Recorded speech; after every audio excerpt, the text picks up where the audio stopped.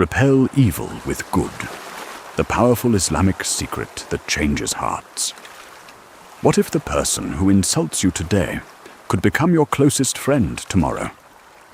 What if one act of patience could extinguish years of hatred? In a world filled with anger, arguments, and revenge, Islam teaches a solution that is powerful, transformative, and often difficult to practice. Allah says in the Qur'an, "Repel evil with that which is better. Then the one between whom and you was enmity will become as though he were a devoted friend." Qur'an 41:34. But what does it really mean to repel evil with good? And how can this divine principle completely change our lives? Stay until the end, because we will discover how the Prophet Muhammad, peace be upon him, applied this teaching in the most difficult situations, and how it can help us today. Before we continue, take a moment to support this channel. If you love authentic Islamic reminders based on the Qur'an and Sunnah, please like this video, subscribe to the Wisdom channel, and turn on the notification bell so you never miss our future reminders. Now, let's begin. Part 1. The natural human reaction. When someone hurts us, our first instinct is usually retaliation. If someone insults us, we insult them back. If someone wrongs us, we want revenge. If someone spreads rumors about us, we feel compelled to do the same. This is human nature. But Allah calls believers to something higher. The Qur'an does not merely teach justice, it encourages excellence in character. Allah tells us not to respond to evil with more evil, but with something better. Why? Because responding with anger often creates more anger. Responding with hatred often creates more hatred. But responding with kindness can break the cycle completely. This is not weakness. This is strength. True strength is controlling yourself when you have every reason to retaliate. Part 2. The Prophet's Example. The greatest example of this teaching is the Prophet Muhammad, peace be upon him. For 13 years in Mecca, he was insulted, mocked, persecuted, and attacked.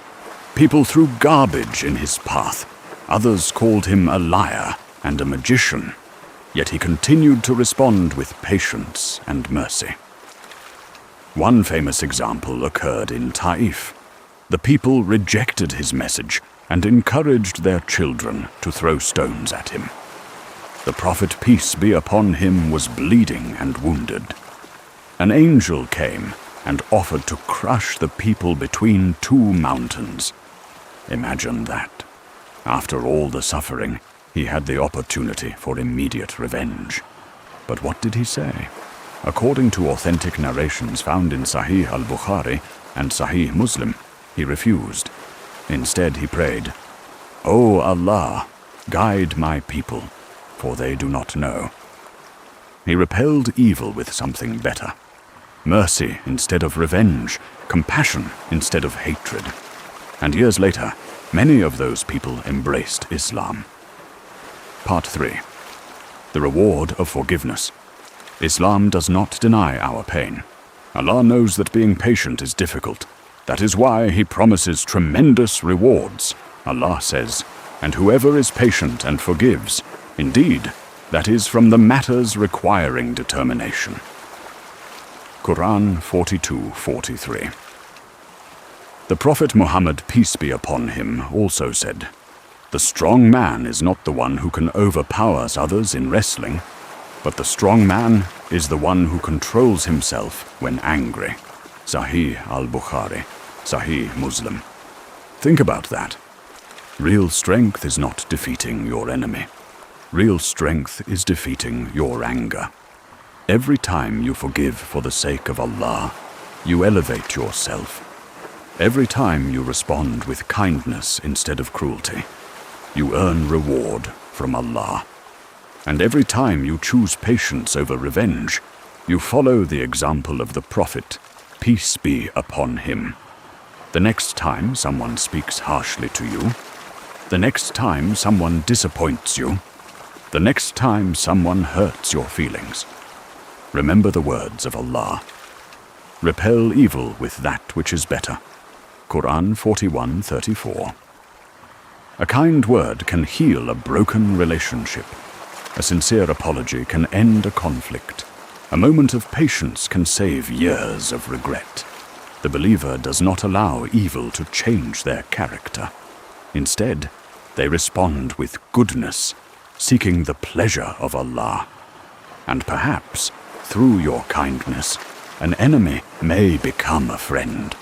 May Allah grant us hearts that forgive, tongues that speak kindly, and patience that earns His pleasure. Ameen. If you benefited from this reminder, please like, share, and subscribe to the Wisdom channel for more authentic Islamic reminders based on the Qur'an and Sunnah. And tell us in the comments, have you ever experienced a situation where kindness turned an enemy into a friend? Assalamu alaikum wa rahmatullahi wa barakatuh.